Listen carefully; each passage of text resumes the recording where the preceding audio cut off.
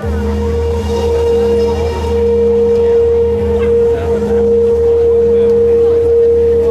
aircraft you see owned and operated by the Soaring by the Sea Foundation, where they have a hangar in Eugene, Oregon, located in the picturesque Green Valley between and near the Willamette National Forest.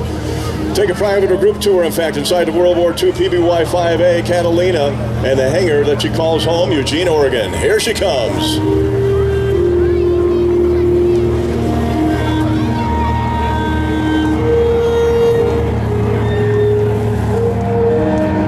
Ladies and gentlemen, again, only a handful of these aircraft from World War II still flyable in today's world.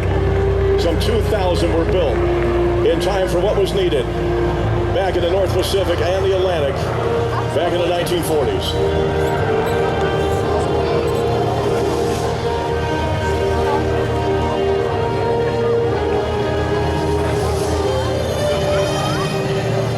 The PBY, originally designed to be a patrol bomber, an aircraft with a long operational ranging intended to locate and attack enemy transport ships at sea in order to disrupt enemy supply lines.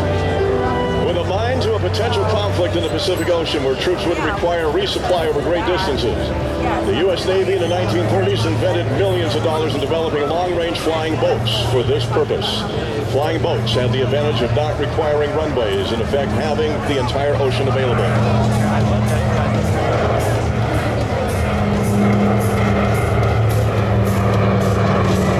Ladies and gentlemen, the Catalina PBY-5A.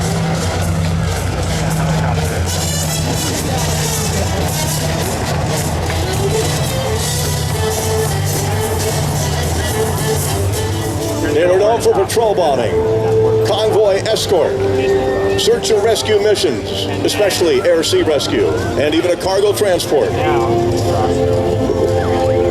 The type operated in nearly all operational theaters of World War II. The Catalina served with distinction and played a prominent and invaluable role in their war against Japan back in the day.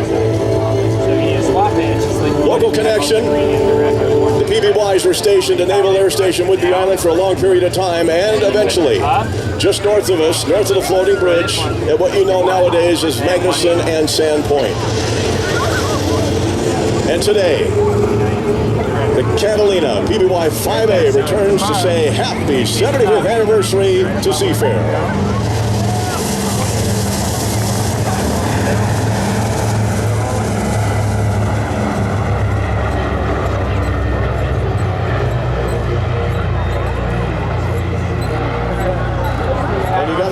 In the day, anybody at sea or lost any sign of a PBY meant life will continue.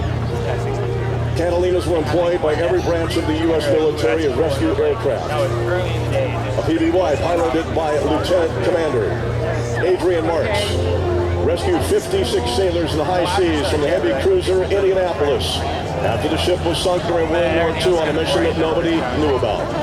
When there was no more room inside, the crew tied sailors to the wings. I am not kidding. The aircraft could not fly at that state, of course. Instead, it acted as a lifeboat, protecting the sailors from exposure. And you know the story, the risk of a major shark attack. Until the rescue ships arrived, Catalinas continued to function in the search and rescue role for decades at the end of the war. You can credit VP-41 at Dutch Harbor, a PBY, finding a Japanese Zero, recovering it almost fully intact during what was a diversion attack in the Aleutian Islands, Dutch Harbor, a day before the infamous Midway Island attack. Over the top of that top. It takes the white facing the right,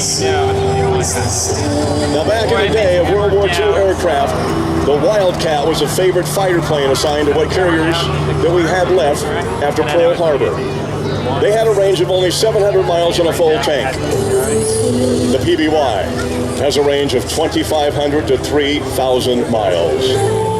Ladies and gentlemen, a lot of times people ask about these aircraft. With so many flying here, where in the world do we store them all? Well, a lot of them are sitting over at Boeing Field, and a lot of them near the Museum of Flight. In fact, Ted Hunter, Museum of Flight, getting a cue. He's ready to tell us a little bit about what's going on this weekend, and where the Catalina will be hanging out as well.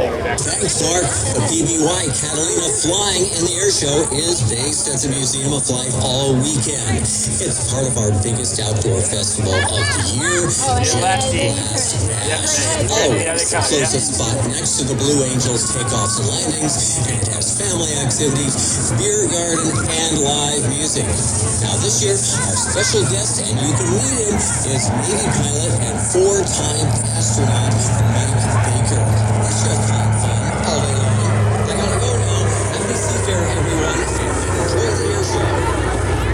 Again, the Catalina PBY-5A will be hanging out at the Museum of Flight. We're not performing here during the air show. And again, it will be back tomorrow and also on Sunday as a part of our celebration.